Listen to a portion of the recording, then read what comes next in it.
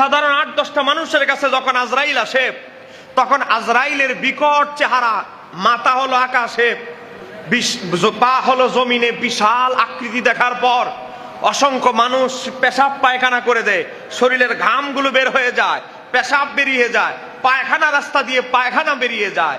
আজরাইলের বিকট চেহারা দেখার পর সহ্য করতে পারে না। কথা বলেন না কেন, ঠিক কিনা? তিরমিজি শরীফে এসেছে।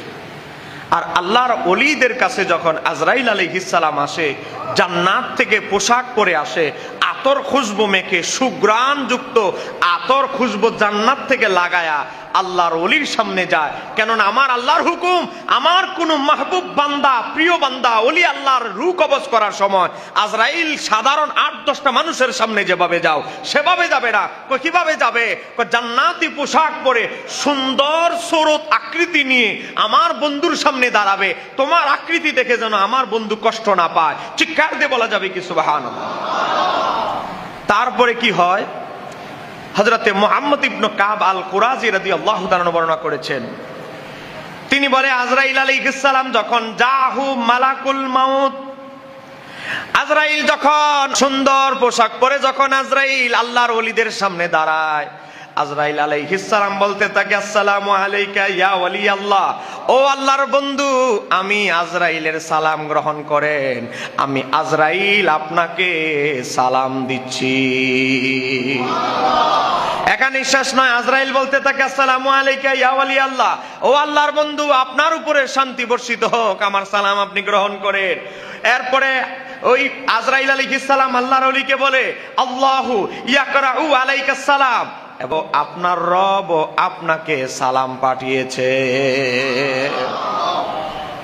আজরাইল আলাইহিস সালাম যখন আল্লাহর বন্ধুদের কাছে আসে, আসার পরে আজরাইল বলে, ও আল্লাহর বন্ধু, আমার সালাম গ্রহণ করেন, ও আল্লাহর ওলি, এবং আপনার রব আমার মাধ্যমে আপনার কাছে সালাম পাঠিয়েছে, আপনার রবের সালামও আপনি উত্তর দেন, গ্রহণ করেন। একটু জোরে বলেন না সুবহানাল্লাহ? এই হাদিসের বিখ্যাত ইমাম বাইহাকি রাহমাতুল্লাহ আলাইহি তার শুআবুল ঈমানের প্রথম খণ্ড 361 পৃষ্ঠা 402 নম্বর হাদিসে বর্ণনা করেছে। ইমাম জালালউদ্দিন সুয়ুতী তাফসীরে দুরুল মানসুরে 5 নম্বর খণ্ড 128 পৃষ্ঠায় আব্দুল্লাহ ইবনে মুবারক কিতাবুজ জুহুদের 442 নম্বর হাদিস হিসেবে বর্ণনা করেছে। এখানেই শেষ নয়, তাফসীরে নাসাফিতে ইমাম নাসাফি রাহমাতুল্লাহ আলাইহি 2 নম্বর খণ্ড 211 পৃষ্ঠা সূরা নাহল 32 নম্বর আয়াতের ব্যাখ্যা উল্লেখ করে, আজরাইল শুধু সালাম দেয়, এখানেই শেষ নয়, আল্লাহর ওলির কাছে যখন আসে, আসসালামু আলাইকা ইয়া ওয়ালি আল্লাহ, ও আল্লাহর বন্ধু, আপনাকে আমি আজরাইলের সালাম, আল্লাহু ইয়াকরাউ আলাইকাস সালাম, আল্লাহ আপনাকে সালাম জানিয়েছে। এখানেই শেষ নয়, আল্লাহর ওলিকে, ও বাবা বড় হুজুর কেবলাকে, ও শাহজালাল আলী আমনিকে, আল্লাহর ওলিদেরকে আজরাইল আলাইহিস সালাম আরো একটা সুসংবাদ দিয়ে থাকে। কিসের সুসংবাদ জানেন?